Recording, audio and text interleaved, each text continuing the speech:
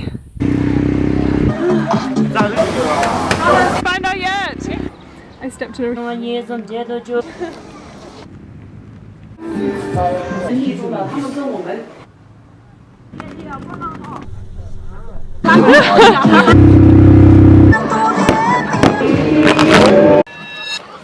Like, you never know what's gonna happen.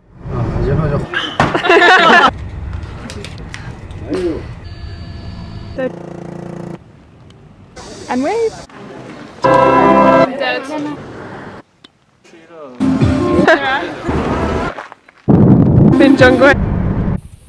And we are now on top of the Great Wall of China. On a very hot, sweaty, sticky day.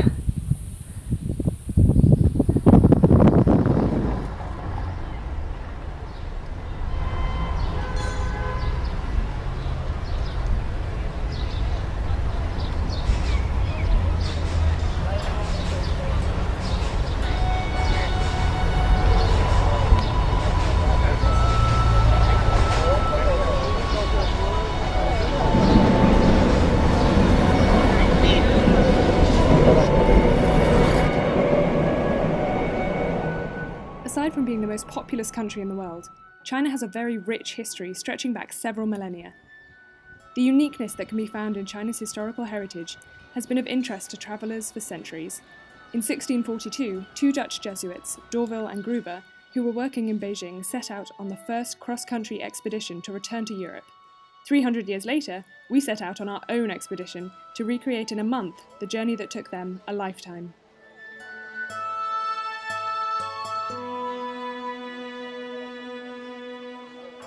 Like D'Orville and Gruber, we start our expedition in Beijing, the cultural and political centre of China, with 11 million inhabitants. In June of 1661, the time when our Jesuits were starting their own adventure, Beijing was also the major Jesuit centre in China. There are vast city walls in the form of a square area of incredible size. Each wall has 3 main gates, and next to it one finds a magnificent palace. The city is known with the name Katai or Peking.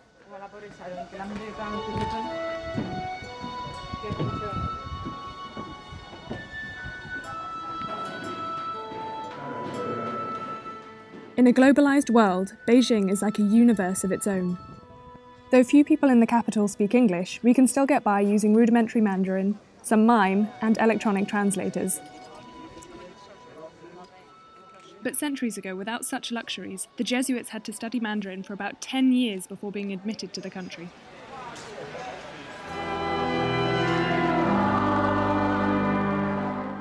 The Cathedral of Immaculate Conception has a long history connected to the Jesuit presence in China.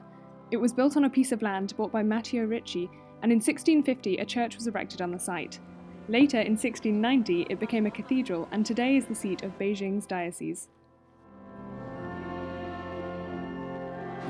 In China, there is a problem of patriotic church, and the patriotic church is somehow government supported church, and those bishops were nominated and by the government.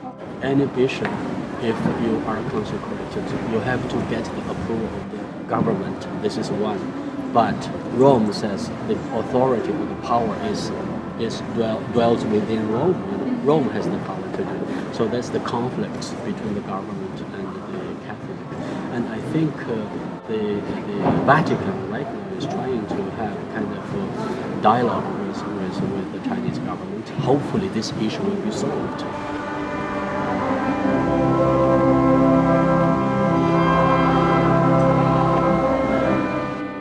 In fact, one of the Jesuits that we're following, Gruber, was directly involved in the building of this church.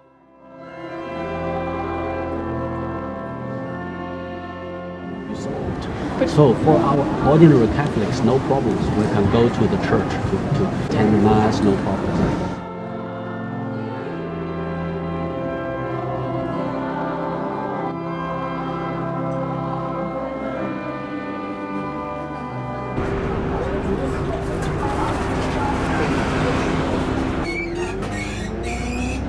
managed to get here, which was so far from the center. We are like in big roads and big buildings. And we are at the China Millennium Monument, we think so at least. Where We hope so. there are the pictures of all the people that the government thinks have been important for the development of the Chinese history.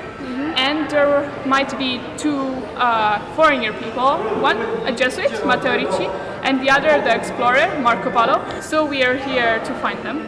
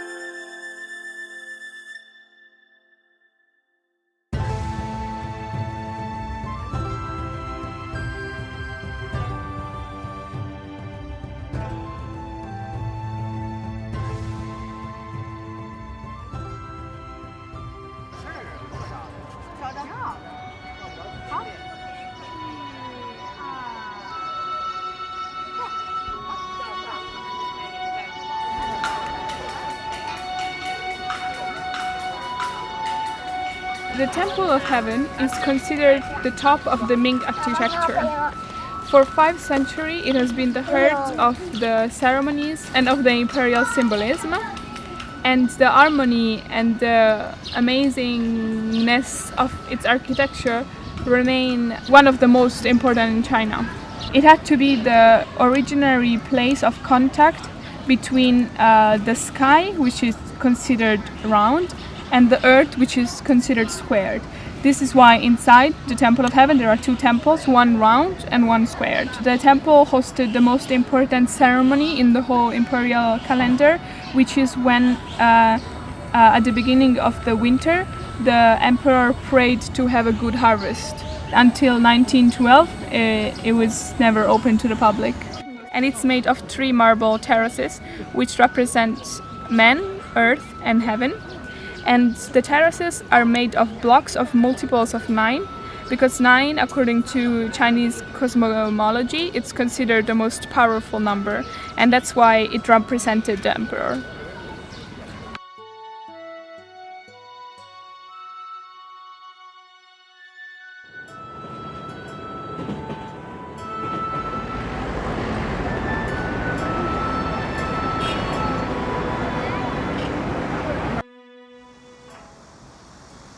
Here is the old observatory of Beijing, and it's so related to the Jesuits because for 20 years a group of Jesuits priests, including the Gruber, the Jesuit we are following the road of, worked together with Chinese experts to reform the Chinese calendar.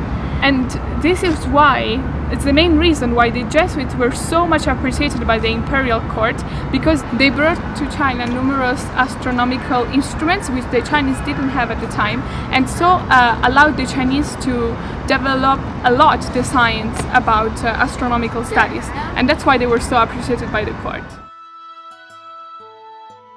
This enormous instrument was also brought around by the Jesuits in about 1715, so later than the time period that we're focusing on, and it is used to measure the distance of celestial bodies from the Earth. So in this part of the observatory, in the observatory garden, we found lots of different kinds of sundials. And this one in particular was brought over in 1790, which is around the time that the Jesuits would have been travelling through China, well, in particular the Jesuits that we're following. And so this might well have done the route that we are now taking.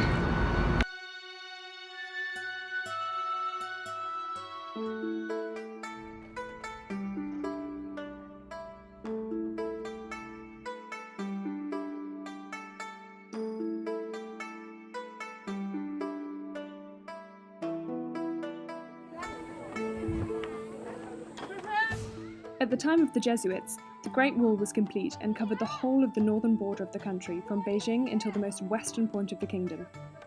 The route taken by our Jesuits towards the west in fact followed a major part of the wall.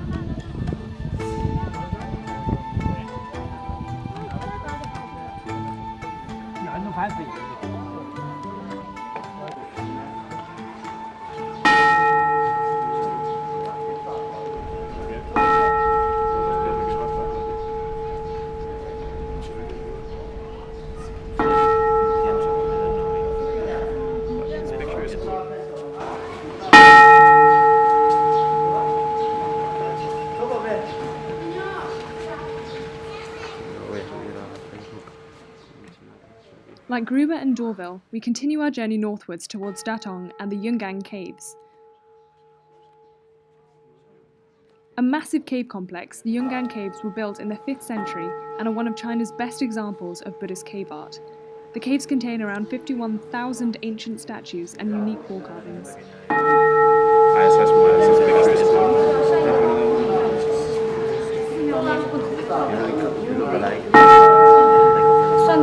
We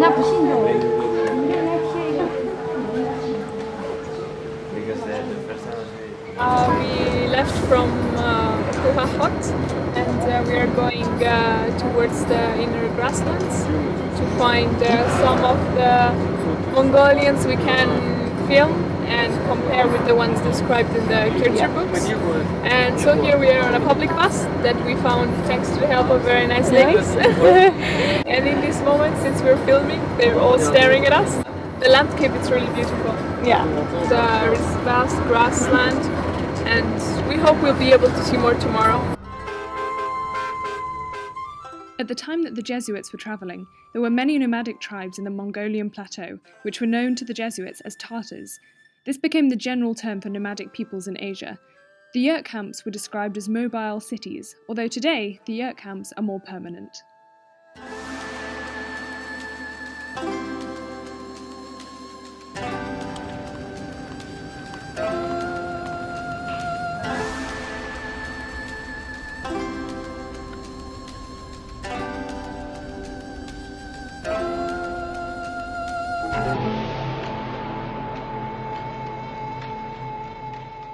In the Jesuits' journals, the Mongols are described as violent and aggressive people, with often savage traditions. Thankfully, our experience with them was quite different.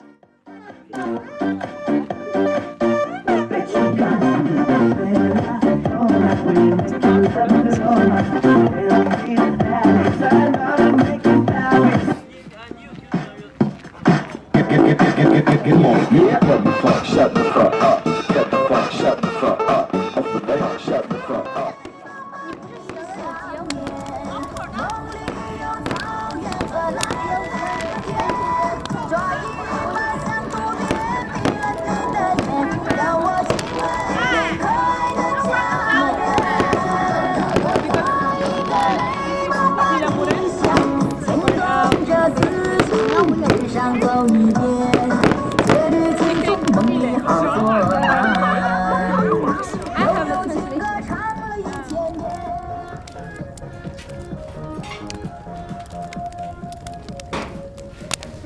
Wow. Very good.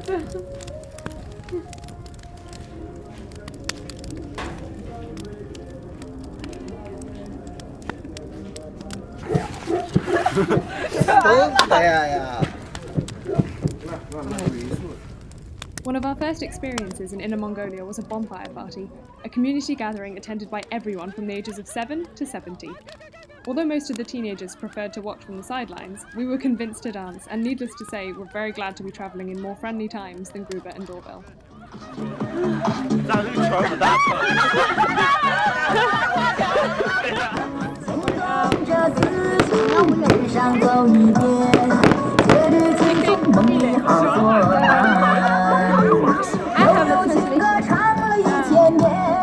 有人在拍照，你在给拍人家照，他也在拍人。You want to dance? Yeah?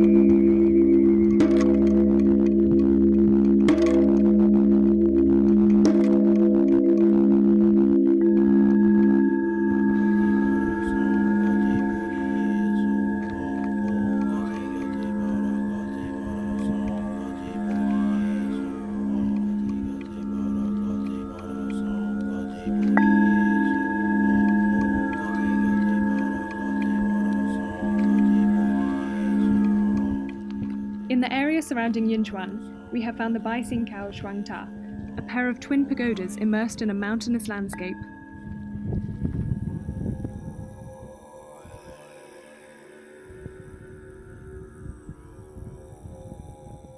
They have a striking resemblance to the ones drawn in China Illustrata by the Jesuits.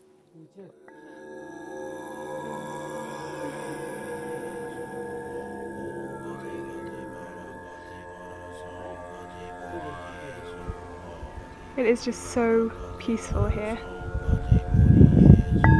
We are literally the only visitors to these pagodas and this temple.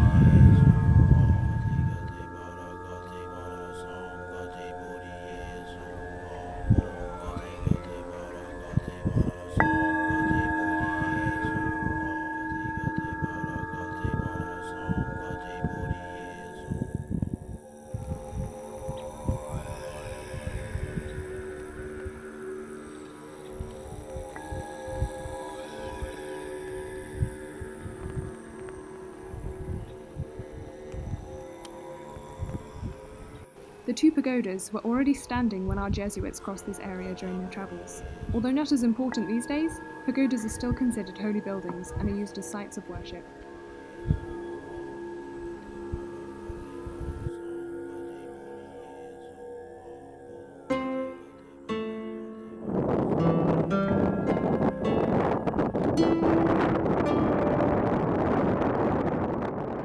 We are here in Chapatu, which is a natural reserve near Chengwei. Jesuits talk a lot about the Kalmak Desert, so we're gonna go now with these visiting tickets to do some activities in this desert.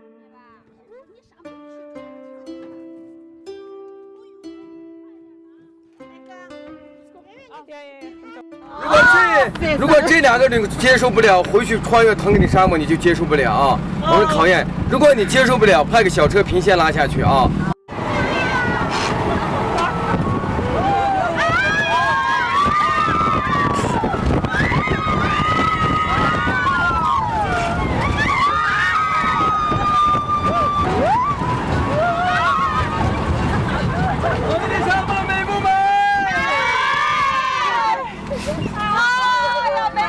Okay, so we're now at the beginning of the Gobi Desert, which Kircher talks about in his book, but he calls it the Kalmak Desert. Yeah, it's pretty impressive. So from here until Mongolia, it's pretty much just sand. And it's very, very beautiful. And there is sand now everywhere, in our shoes, in our hair, in the camera, which is concerning.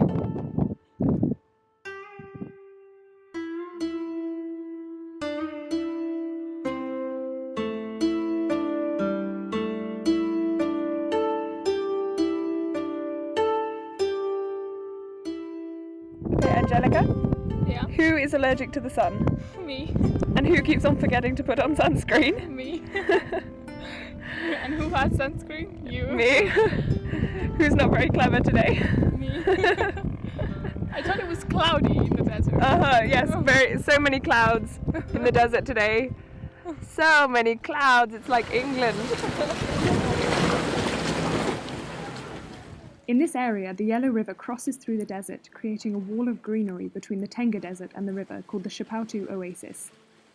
When the Jesuits had to cross the river, there were no bridges and had to go precariously by boat. But nowadays, the oasis is a bustling tourist hub.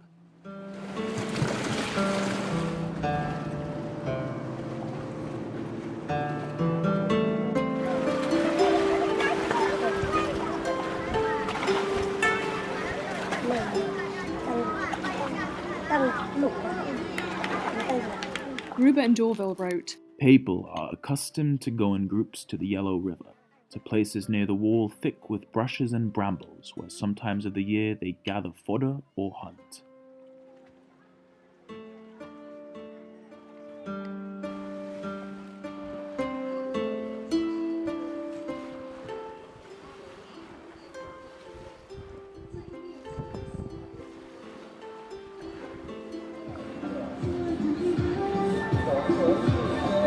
So we just got up this morning and we found a massive crowd of people dancing in the main square at like 8 o'clock in the morning. And there's also some people hula hooping and sword fighting.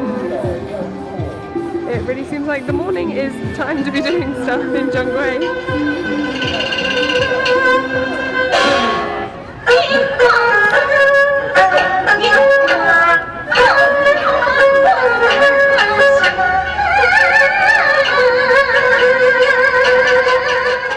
Further up the river is the lively town of Zhonghui and the Gaomiao Temple.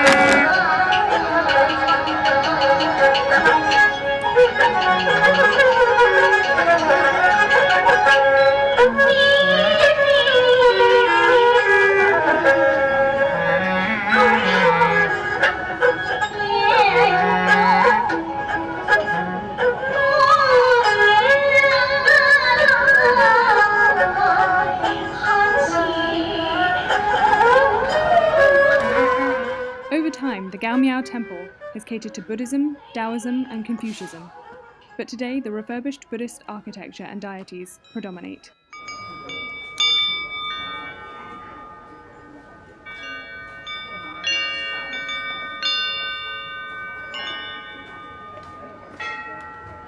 Okay, so we visited a lot of temples whilst we've been here in China, but this one is definitely the most colourful. I think it's been very well restored, at least, and the colours are just amazing. They don't really transfer well onto the camera. So these are ancient Chinese comic books, although I guess they're quite different from modern day comic books. They tell the story of creation, and it's made like in a comic version because people couldn't read just like the paintings in the churches. Wait, okay, so we're just about to enter hell. Yeah, this is the Buddhist hell of the Gaomiao temple, so let's see if it's similar to the hell we're used to. It seems a bit like a bit of a haunted house that they've turned it into. Okay.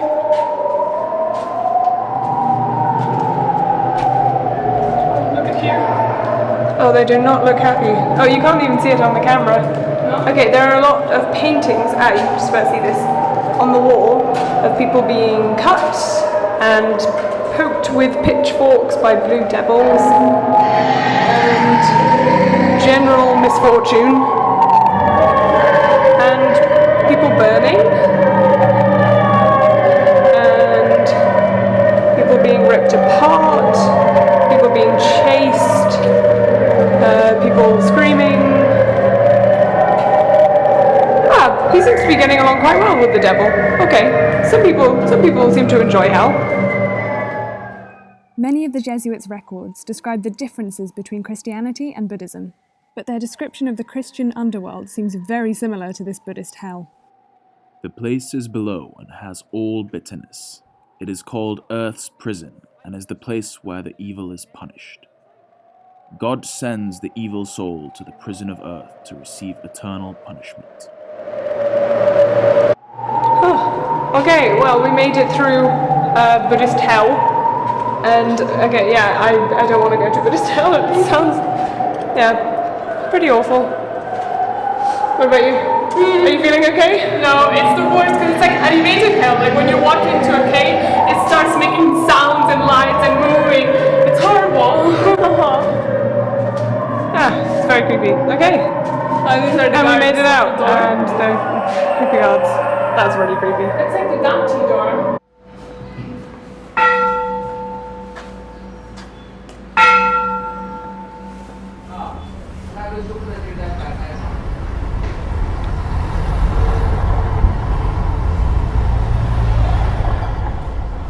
What? It's not for us. Okay, Angelica, what do you think about Zhonghui? Zhongbai, so far it's our favorite city. It's amazing and the food is great, like everything, street food and cakes and fruit and everything. And I think that if we keep staying here we'll get really fat, so it's good that tomorrow we're leaving. But it's really very true. The food here is incredible, the best food that we've had in China so far. And it's made all from scratch. Even over here you can see the woman making the noodles. She was rolling it out and slicing it up and then throwing it straight into the pot. Now that's fresh.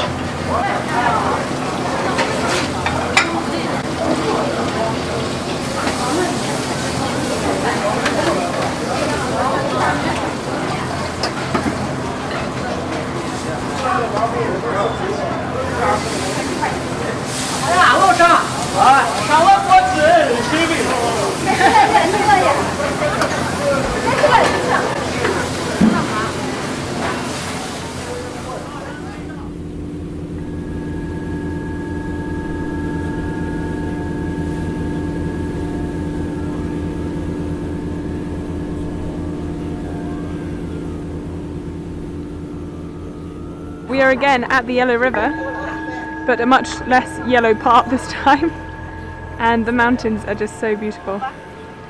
And we just took a boat ride to get here that took an hour. About to visit some amazing caves, which are the most well-preserved ones because they're in such an inaccessible place. Because on this side we have the mountains and here the river. So they were saved from the Cultural Revolution and from the European invasions in the 1900s. Let's go take a look. So this huge Buddha was built in 731 AD, but has been restored about 4 or 5 times. And it is the biggest one in this valley.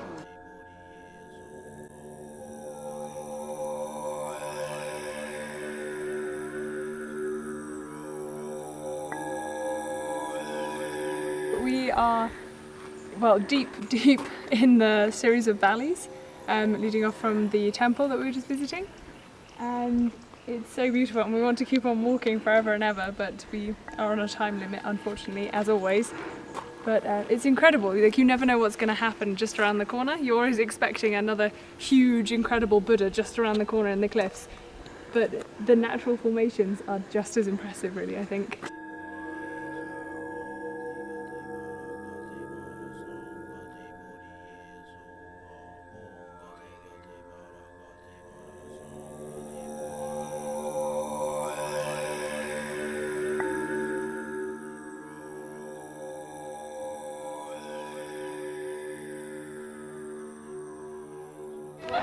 No, it's enough, okay. I don't know, how many of the sheep things have you eaten? I don't know. So many. And this is like the third lot, I think, that's come through.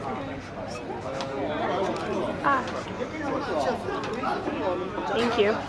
I never ate so much meat in my life. Yeah. Hi. Very cool. Like a pose, make a pose. Very cool. Like a monkey.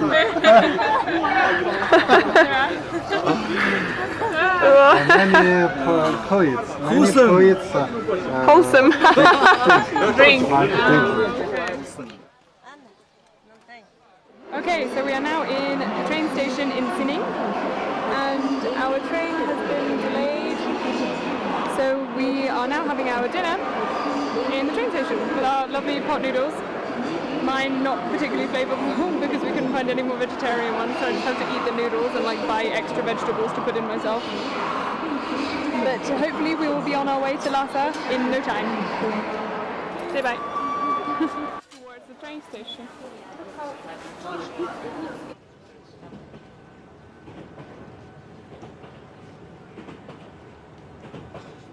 Okay, so we are currently on the 23-hour-long train to Tibet, to Lhasa, and the scenery is amazing.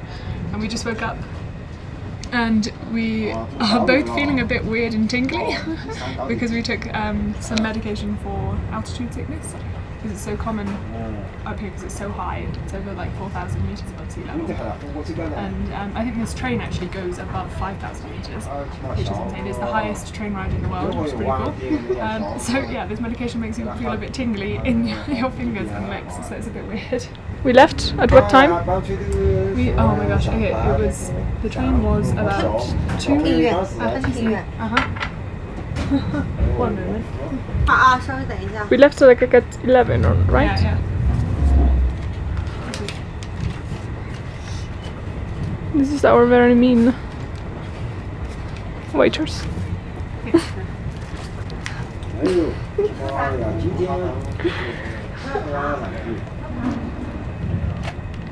Okay, so we're getting higher and higher on our way into Tibet, and slowly, one by one, our cabin is slowly succumbing to the altitude sickness. And so far, I'm okay, but I feel like any moment I could suddenly drop, which is a bit concerning. And it's the middle of the day, but everybody is feeling sick and headachy, which is not nice. And hopefully I'll be fine, but you never know. So fingers crossed.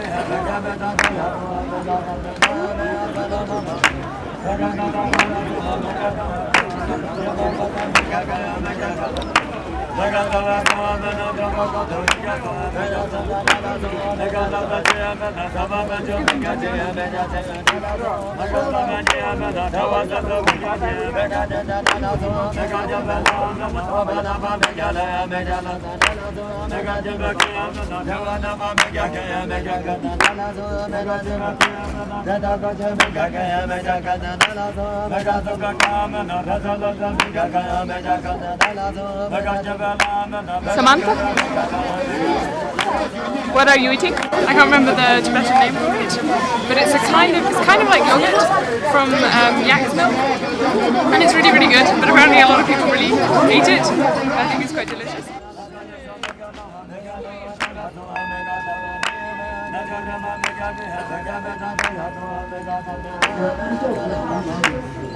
It's the best tea house and mama house in all of Lhasa. So it's very exciting. We found made vegetarian dumplings, which are really, really good, and it's amazing because so far we found just meat everywhere.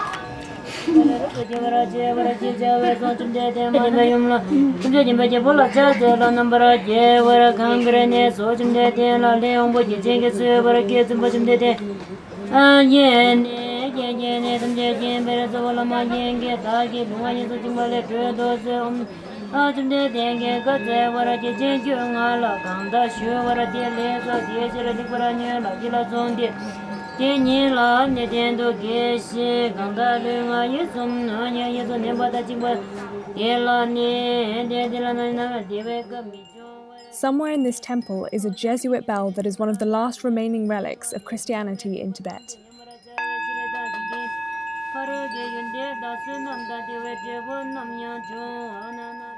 Unfortunately, the bell was being held in a storage room which also contained quite a lot of sensitive information and items. So all we have is the photo. So Lhasa is just completely surrounded by these incredibly beautiful mountains. And here is the Potala Palace. It is here at the top of the world that our journey ends. After 16 days of travelling across China, we can catch a flight and in a day or so we'll be back in Maastricht. For Gruber and Dorville, it was not so easy. In total, the route took them about 214 days from Beijing to Lhasa, and their trip had just started, as Lhasa to Rome was still a long way to go. It took them around 3 long years to reach Rome, and not even both of them made it to the end.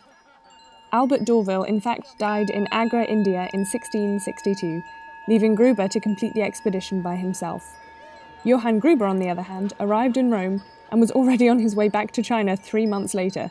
It seems that he had fallen in love with China during his stay there and couldn't wait to get back.